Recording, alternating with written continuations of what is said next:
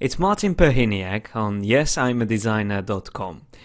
Today I would like to share some useful keyboard shortcuts for typography in InDesign, Photoshop and Illustrator.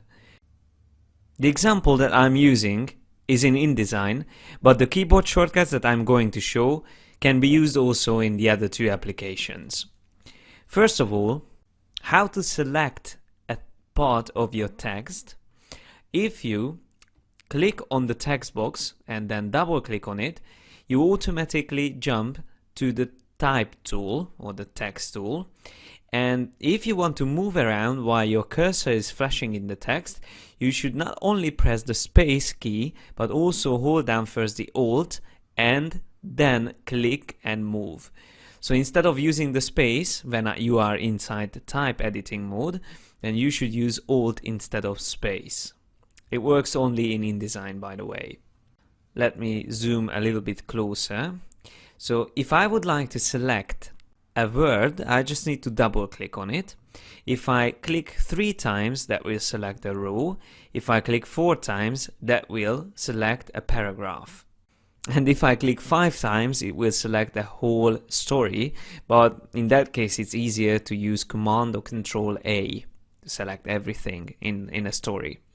If you would like to put your cursor in front of another word, you can use Command left or right arrows to jump between the words. And if you use Command up and down, it will jump to the beginning or to the end of the story or paragraph. If you would like to increase the size of a selected item or word, you can use Command Shift full stop to increase and Command Shift comma to decrease the size of the selected word. Command Shift B is for using bold, Command Shift I is italic, and Command Shift U is underlined. By the way, on PC, every time I say Command, that's Control on PC. If you would like to turn something into all capitals, then you can use Command Shift K or turn it back to normal case, again using Command Shift K. If you would like to change quickly the font, then you should have the character panel selected here on the top in the options bar, so the character options instead of the paragraph options.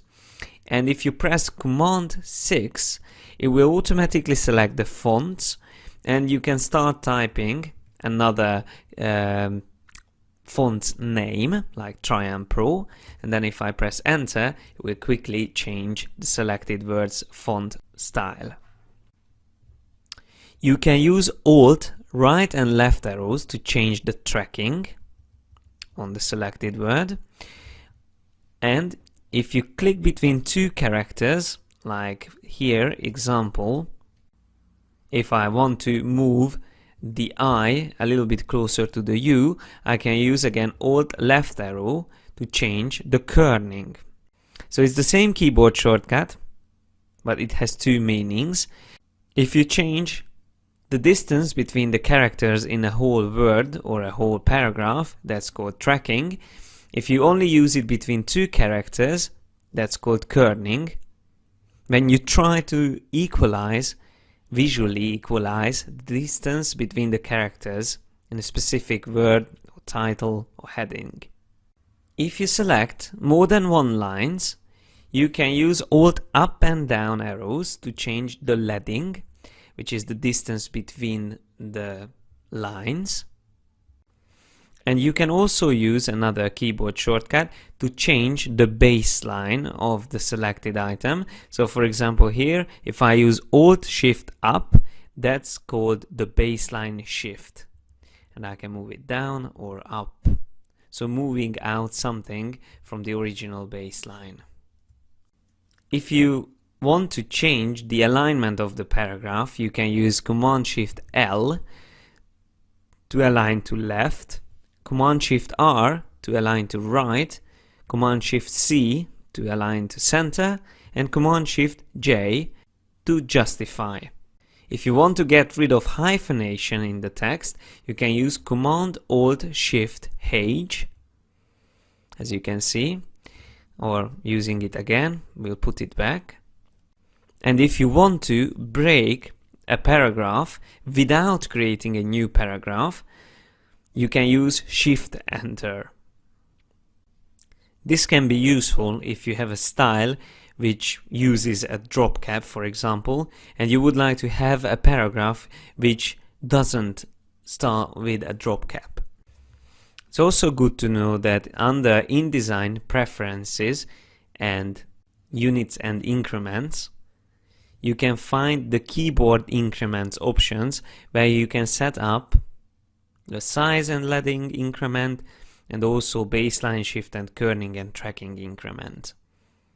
I use the default settings, but if you want to be more precise with the keyboard shortcuts, you can change the 2 point to 1 and the kerning from 20 to 10, for example.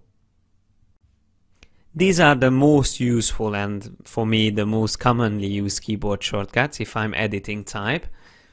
And as I said, most of them are exactly the same in Illustrator and in Photoshop. So if you learn it once, you can use it in any of these applications.